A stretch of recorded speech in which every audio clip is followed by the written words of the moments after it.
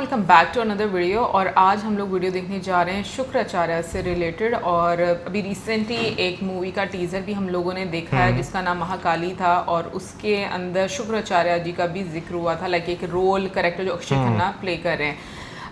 और लेकिन ये कमेंट सेक्शन में काफ़ी सारे लोगों ने हम लोग को डिटेल्स भी बताई उसके बारे में, शुक्राचार्य जी के बारे में कि वो गुरु हैं डीमंस के या असुर के। तो आज उन्हीं से रिलेटेड हम लोग वीडियो देखने जा रहे हैं कि और क्या हमें उनके बारे में जानने को मिलता है। और टाइटल पूछेंगे मौसम से। टाइटल है Shukracharya the Guru of Demons and the master of secrets, भक्ति बुक, शुभांकर मिश्रा। तो चलिए जानते हैं इस वीडियो में, लेकिन उससे पहले इस वीडियो चैनल का डिस्क्रिप्शन लिंक और माय ब्लॉग चैनल का लिंक आपको हमारी वीडियो के डिस्क्रिप्शन में मिलेगा, सब्सक्राइब जरूर करें। ये कहानी किसी साधारण ऋषि की नहीं है। ये कहानी उस गुरु की है जिसके विद्या से देवता डरते थे, जिसके मंत्रों से मृत्यु भी पीछे हट जाती थी, और जिसे स्वयं महादेव ने वो ज्ञान दिया जो मृत को जीवित कर सकता था। फिर भी वो गुरु देवताओं का सबसे बड़ा शत्रु बना। ये कहानी उस सवाल की है जो आज भी अधूरा है कि अगर ज्ञान सबसे बड़ा धर्म तो ज्ञानवान को ही आखिर ठुकराया क्यों गया। ये कहानी दैत्य गुरु शुक्राचार्य की है, एक ऐसे ब्राह्मण की जिसने वेदों में जन्म लिया, तप में खुद को गलाया और ज्ञान में देवताओं से भी आगे निकल गया। लेकिन फिर भी उसे देवताओं की सभा ने स्वीकार नहीं किया। इसलिए नहीं कि वो अयोग्य था, बल्कि इसलिए क्योंकि उसकी पहचान सत्ता को असहज करती थी। यही वो बिंदु है जहां पर धर्म और सत्ता अलग अलग रास्तों पर मुड़ जाते हैं। इतिहास अक्सर देव और असुरों को अच्छाई और बुराई की सीधी रेखा में बांट देता है। हम देवताओं को धर्म और असुरों को अधर्म, लेकिन शुक्राचार्य की कथा इस सरल रेखा को तोड़ देती है। यह कथा बताती है कि धर्म हमेशा सत्य का नहीं, कई बार सत्ता का भी मुखौटा होता है। जब तक ज्ञान सत्ता के लिए उपयोगी है वो पूजनीय है, और जैसे ही वो ज्ञान सवाल पूछने लगता है व्यवस्था उसे खारिज कर देती है। शुक्राचार्य ने देवताओं से युद्ध इसलिए नहीं किया क्योंकि वो जन्मजात अधर्मी थे, बल्कि इसलिए क्योंकि देवता स्वयं को ही धर्म मानने लगे थे। उन्होंने उन लोगों का पक्ष लिया जिन्हें हर युद्ध में हारने के लिए छोड़ दिया गया। यही कारण है कि शुक्राचार्य केवल पौराणिक पात्र नहीं है, वो एक विचार है। वह प्रश्न है कि क्या धर्म हमेशा विजेता के साथ होता है? क्या सत्य वही है जो सिर्फ सत्ता कहे? शुक्राचार्य की कहानी में देव हैं, असुर हैं, शिव हैं, इंद्र हैं, प्रेम है, मोह है, मृत्यु है और पुनर्जन्म है। लेकिन सबसे ऊपर है एक गुरु जो सब कुछ जानते हुए भी सबसे कठिन सत्य से हार गया। यही कारण है कि शुक्राचार्य की कहानी आज भी जिंदा है। इस कहानी की हम शुरुआत करें उससे पहले हमारी आपसे गुजारिश है कि आप हमारे भक्ति बुक चैनल से जरूर जुड़िएगा। आपका जुड़ना हमारी ताकत को और ज्यादा बढ़ाएगा, ये रिश्ता मजबूत होगा और ऐसी तमाम और कहानियां हम आप तक पहुंचा सकेंगे। अब शुरू से शुरू करते हैं शुक्राचार्य के बारे में। शुक्राचार्य का जन्म किसी दैत्य लोक में नहीं हुआ था, ना उनका बचपन किसी हिंसा में बीता, ना धर्म में। वे महर्षि भृगु के पुत्र थे, वही भृगु जिन्हें सप्तऋषियों में स्थान मिला, जिनका नाम वेद, यज्ञ और ब्रह्मज्ञान की परंपरा से जुड़ा है। उनकी माता काव्या थी, जिन्हें काव्य माता कहा जाता है। ये एक ऐसा ब्राह्मण परिवार था जहां धन का कोई महत्व नहीं था। तप, संयम और विद्या ही जीवन का केंद्र थे। यहीं से उस बालक का निर्माण हुआ जिसे आगे चलकर इतिहास दैत्य गुरु शुक्राचार्य के नाम से जानने वाला था। इनके बचपन का नाम उष्णा था। बचपन से ही इनमें असाधारण जिज्ञासा थी। वो केवल मंत्र रटते नहीं थे, उसके अर्थ को जीवन में उतारना चाहते थे। वे प्रश्न पूछते थे, ऐसे प्रश्न जो गुरु को भी ठहरकर सोचने पर मजबूर कर दें। जहां दूसरे शिष्य उत्तर खोजते थे, वहीं उष्णा कारण खोजते थे। यही गुण उन्हें बाकी लोगों से अलग कर रहा था, और यही गुण आगे चलकर उनके लिए भारी भी पड़ा। उष्णा को शिक्षा के लिए उस युग के सबसे प्रतिष्ठित गुरुकुल अंगिरस ऋषि के आश्रम भेजा गया। यही वो आश्रम था जहां देवताओं और ऋषियों के पुत्र शिक्षा पाते थे। यहाँ पर विद्या केवल ग्रंथों तक सीमित नहीं थी, नीति, व्यवहार और सत्ता की समझ भी सिखाई जाती थी। इसी आश्रम में दो तेजस्वी शिष्य एक साथ बढ़े, एक भृगुपुत्र उष्णा और दूसरे अंगिरस पुत्र बृहस्पति। ये दोनों आपस में प्रतियोगी थे, लेकिन वैर नहीं थी। दोनों धर्म में विश्वास रखते थे, लेकिन अंतर साफ था। उष्णा विषयों को गहराई से समझते थे। नीति, तर्क और रणनीति में उनकी पकड़ असाधारण थी। बृहस्पति भी विद्वान थे, पर उष्णा की तुलना में थोड़े धीमे थे। यही अंतर धीरे धीरे उष्णा के भीतर एक टीस बन गया, क्योंकि उन्हें महसूस होने लगा कि ज्ञान में आगे होने के बावजूद उन्हें वो सम्मान नहीं मिल रहा था जो बृहस्पति को मिल रहा था। उष्णा ने देखा कि गुरु अंगिरस अपने पुत्र बृहस्पति के प्रति स्वाभाविक झुकाव रखते थे। ये झुकाव जानबूझकर किया गया पक्षपात नहीं था, लेकिन एक प्रतिभाशाली शिष्य के लिए इतना काफी होता है कि वह स्वयं को उपेक्षित महसूस करे। सम्मान हर बार केवल शब्दों से नहीं, व्यवहार से भी झलकता है, और यही व्यवहार उष्णा के मन में प्रश्न बनकर उभरने लगा। एक दिन उष्णा ने साहस कर वो प्रश्न पूछ लिया कि गुरुदेव, जब विद्या में मैं भी समान हूं, तो फिर सम्मान में ये अंतर क्यों? गुरु अंगिरस ने शांत स्वर में उत्तर दिया कि गुरु के लिए सभी शिष्य समान हैं। ये उत्तर सही था, पर पर्याप्त नहीं, क्योंकि जो शिष्य स्वयं को अनदेखा महसूस कर रहा हो, उसके लिए निष्पक्षता का आश्वासन भी खाली लगने लगता है। यही पहली बार उष्णा ने यह समझा कि ज्ञान अकेले सत्ता नहीं दिलाता, संबंध, वंश और स्वीकार्यता भी उतने ही निर्णायक होते हैं। यही विचार आगे चलकर उष्णा की पूरी दिशा बदलने वाला था। यह क्षण किसी क्रोध का विस्फोट नहीं, बल्कि भीतर से जन्मी निराशा का परिणाम था। इसी मन स्थिति में उष्णा ने अंगिरस का आश्रम छोड़ दिया और गौतम ऋषि के आश्रम में जाकर शिक्षा को ग्रहण किया। वहां पर केवल वेद नहीं पढ़े, बल्कि तंत्र, औषधि, राजनीति और व्यवहारिक नीति का भी गहन अध्ययन किया। वे अब केवल ऋषि नहीं थे, वे रणनीतिक सोच वाले आचार्य बन चुके थे। इसी दौरान उनके भीतर एक इच्छा प्रबल होने लगी, देवताओं के गुरु बनने की इच्छा। उन्हें लगता था कि यदि देवता उनके ज्ञान को स्वीकार कर लें, तो धर्म और सत्ता दोनों संतुलित हो सकते हैं। इसी उम्मीद के साथ वो इंद्रलोक पहुंचे। इंद्रसभा में देवगुरु के पद पर विचार भी हुआ। सब जानते थे कि विद्या में उष्णा बृहस्पति से आगे है, लेकिन निर्णय ज्ञान पर नहीं हुआ, निर्णय संबंध पर हुआ। इंद्र ने अपने मित्र बृहस्पति को देवगुरु घोषित कर दिया, और फिर वो वाक्य बोला गया जिसने इतिहास की दिशा बदल दी कि उष्णा की माता दैत्य कुल से है, इसलिए वो देवताओं के गुरु कभी नहीं बन सकते। ये केवल अपमान नहीं था, ये पूरे ज्ञान पर लगाया गया कलंक था।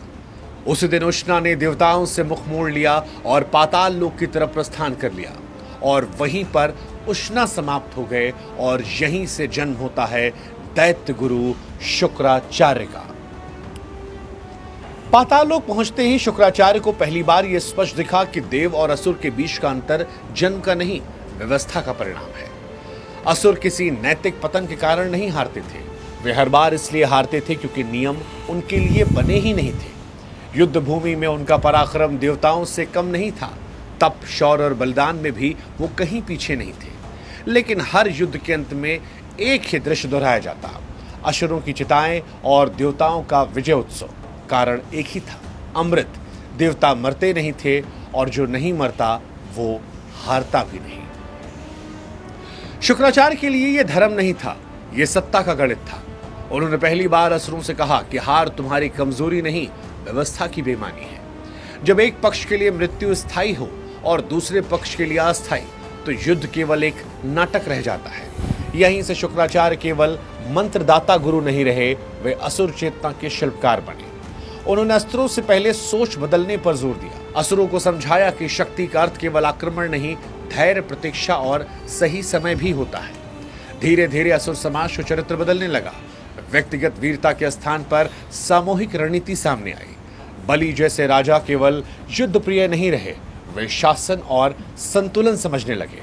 हिरण्याकश्यप का क्रोध भी अब केवल आवेग नहीं रहा, उसमें योजना और उद्देश्य जुड़ने लगा।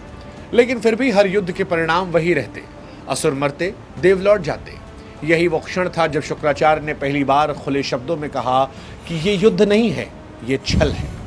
यहीं से उनके भीतर वो विद्रोह जन्मा जिसने सृष्टि के नियमों को चुनौती दी डाली। उन्होंने तय किया कि यदि अमृत देवताओं की सबसे बड़ी ताकत है, तो असुरों के पास भी मृत्यु को परास्त करने का मार्ग होना चाहिए। यही विचार उन्हें उस विद्या की ओर ले गया जिसे स्वयं मृत्यु भी चुनौती मानती थी, संजीवनी विद्या। शुक्राचार्य जानते थे कि यह विद्या वेदों, शास्त्रों और यज्ञों से नहीं मिलेगी। यह केवल उसी से मिल सकती है जो स्वयं विनाश और पुनर्जन्म का स्वामी है, और वो है महादेव। उन्होंने कोई घोषणा नहीं की, कोई प्रदर्शन नहीं किया, तपस्या को मौन बनाया। कहा जाता है कि एक वृक्ष की शाखा से उल्टे लटककर नीचे जलती अग्नि के विषैले धुएं को श्वास में लेते हुए वर्षों तक शुक्राचार्य तप करने लगे। उनका शरीर गलता गया, रक्त बहता गया, लेकिन संकल्प नहीं टूटा। यह तप केवल विद्या पाने का नहीं था, यह व्यवस्था को चुनौती देने का तप था। इंद्र ने इस खतरे को भांप लिया था। पहले प्रकृति को भेजा, आंधियां हुई, वर्षा हुई, भूकंप आया, लेकिन जब कुछ भी नहीं हुआ तो मोह को भेजा, अप्सराओं को भेजा, अंततः अपनी पुत्री जयंती को भेजा, जो केवल सौंदर्य नहीं बल्कि बुद्धि और चतुराई में भी प्रखर थी। जयंती हर सीमा तक गई, यहां तक कि उसने अग्नि में विष मिला दिया।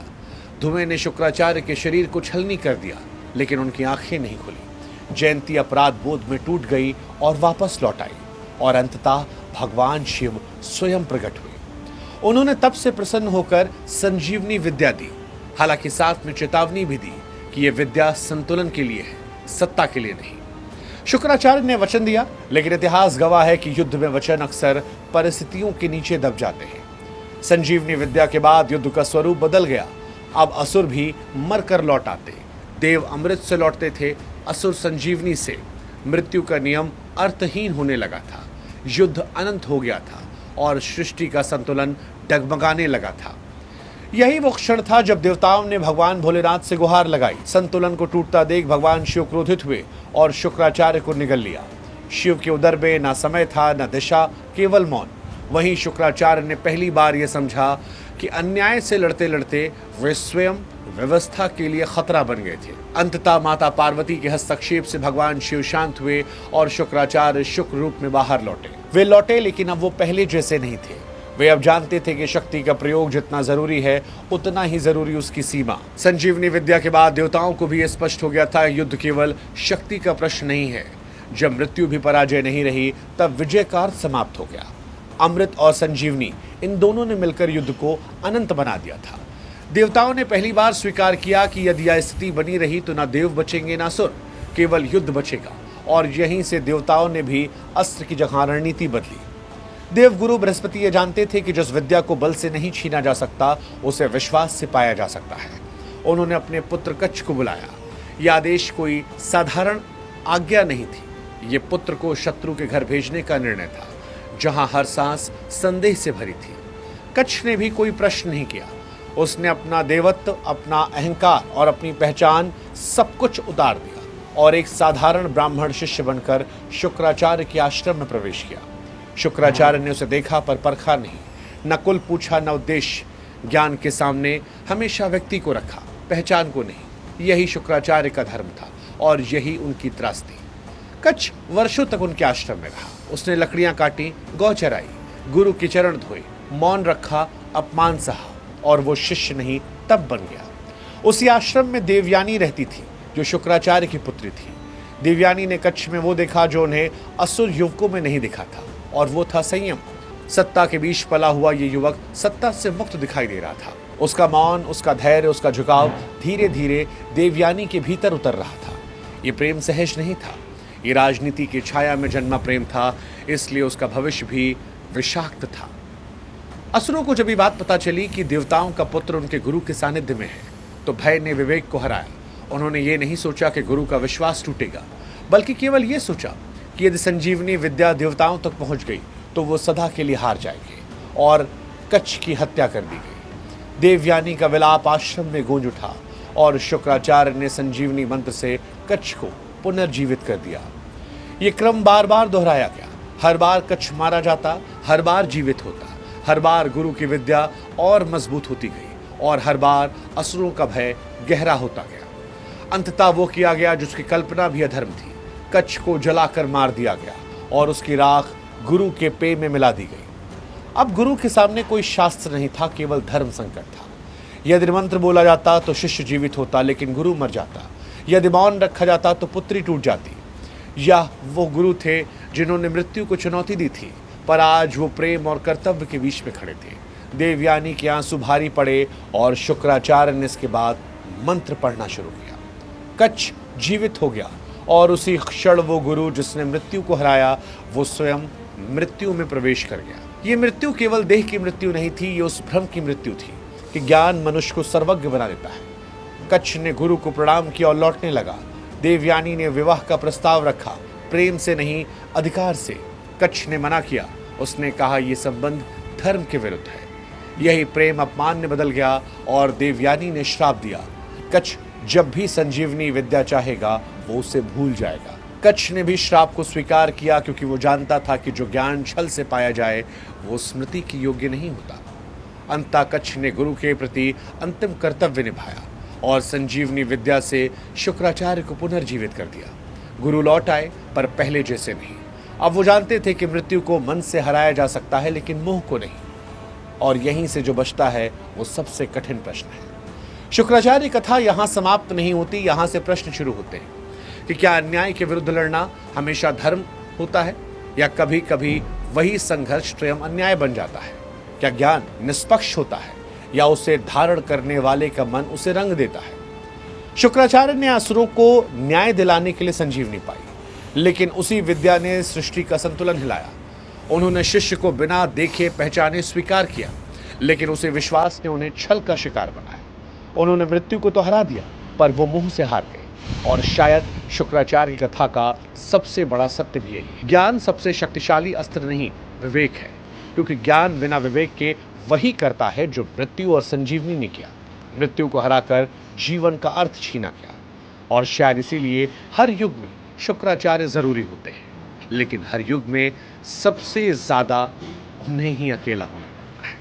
ये कहानी शुक्राचार्य की थी, वो शुक्राचार्य जिन्हें आप सही और गलत के स्पष्ट दायरे में नहीं बांट सकते, जैसे हम मानवों ने दैत्य और देवताओं को बांट रखा है। और यही सोचने को मजबूर करता है कि क्या इतिहास कई बार उनकी कहानी भी होती है जिन्होंने उसे लिखा है? सोचिए, बड़ा गहरा सवाल है। और जाते जाते भक्ति बुक को ज़रूर सब्सक्राइब कीजिएगा ताकि हमारा आपका रिश्ता और प्रगाढ़ हो सके और मजबूत हो सके। ओम नमः शिवाय। सो जैसे कि हमने वीडियो स्टार्ट करने से पहले ये बात बोली थी कि रिसेंटली महाकाली का टीज़र आउट हुआ और वहाँ से शुक्राचार्य जी का एक टॉपिक जो है वो अब मैं कहूँगी कि स्टार्ट हो गया। अभी जो हम लोगों ने एक इतिहास को सुना तो मैं एक बात बोलूँगी कि यस, ये हकीकत है कि हम इंसानों ने बांट दिया है। जैसे हम लोग सुनते रहते थे स्टार्टिंग में, मतलब जैसे हम लोगों ने वीडियोस देखना शुरू की थी तो मेरी भी यही सोच बन गई थी कि जो असुर होते हैं वो बुरे होते हैं और मतलब दैत्य बोला जाता ना उनको, और मतलब जो देव हैं वो अच्छे होते हैं। लेकिन जब हम लोगों ने रामायण देखना शुरू की तो मेरी सोच थोड़ी और बदली कि मतलब ज़रूरी नहीं है कि जो दैत्य हैं या असुर जाति है उसमें सब बुरे नहीं होते। जैसे कल हम लोगों ने सदगुरु की वीडियो देखी और उसमें उन्होंने एक बात बोली, कुछ भी बिल्कुल सही नहीं होता और सब कुछ गलत भी नहीं होता, आपकी इंटेंट मैटर करती है। तो मुझे लगता है कि वाकई में ये हम लोगों ने डिवाइड तो कर दिए, क्योंकि समटाइम्स हम ये भी देखते हैं कि जो देव लोग होते हैं वो भी छल करते हैं, चाहे आप बैलेंस करने के लिए करते हो या जो सिचुएशन होती है उसके अकॉर्डिंग आप उन चीज़ों को मेंटेन कर रहे हो। तो बट ये चीज़ आपको कहीं ना कहीं पर नज़र आ रही होती कि पावर, सत्ता, पहले जब मैं वीडियोस इतनी ज़्यादा नहीं देखी थी या मुझे थोड़ा समझ नहीं आता था ना, तो मुझे आइडिया नहीं होता था, मुझे इंद्र देव के बारे में इतना समझ नहीं आता था कि वो ऐसे क्यों करते हैं, वो ऐसे क्यों करते हैं। लेकिन फिर धीरे धीरे चीज़ें समझ आई कि अपनी पोजीशन को मेंटेन करने के लिए, उसको सस्टेन रखने के लिए वो हमेशा कुछ ना कुछ इस तरह से किया करते थे। तो अगर देखा जाए तो आज की भी जो हम लोगों ने जो इतिहास को देखा है या पढ़ा है, मैं ये नहीं कहूँगी कि इंसान जो है उससे गलती नहीं होती, बिल्कुल जो डिवाइन पावर है वो इसीलिए मुझे लगता है कि वो सारी पावर आम इंसानों को नहीं देता, क्योंकि उसको पता है कि ये इसका बैलेंस नहीं मेंटेन कर सकते और इसलिए वो कुछ ना कुछ वरदान देते हुए ऐसी बात या ऐसी आप कह लो कि कंडीशन ज़रूर रखते हैं कि जहाँ पर वो विद्या जो है या वो वरदान जो है वो वापस भी लिया जा सकता है। अच्छा, वैसे अगर आज की वीडियो देखा जाए ना तो समटाइम्स इस तरह होता है कि भाई आपके ज़हन में बहुत सारे प्रश्न आते हैं, बहुत सारी चीज़ें आप सोचते हैं, फिर उनकी जो है वजह जो है वो ढूंढना शुरू करते हैं। शुक्राचार्य जी की बात की जाए तो आप देखें उनका सफ़र जो है वहीं से जो है वो स्टार्ट होता है, जहाँ पे उन्हें जो है थोड़ा भेदभाव जो है वो नज़र आता है कि भाई बृहस्पति जो हैं उनको ज़्यादा फेवर दी जा रही है, हालांकि नॉलेज जो है वो मेरे पास ज़्यादा है। तो वहाँ से उन्हें एक चीज़ का रियलाइजेशन हुआ कि भाई आपके कुल को जो है वो ज़्यादा इम्पोर्टेंस मिलती है बजाय इसके कि आपके पास नॉलेज जो है वो कितना ज़्यादा है। ये वही हिसाब है आज के टाइम में, अगर देखा जाए तो भाई एक बंदे के पास पैसा ज़्यादा है, एक बंदे के पास नॉलेज ज़्यादा है, तो जिसके पास पैसा ज़्यादा होगा पलड़ा उसका भारी होगा। आज के टाइम के हिसाब से मैं ये बेस्ट एग्जाम्पल थी।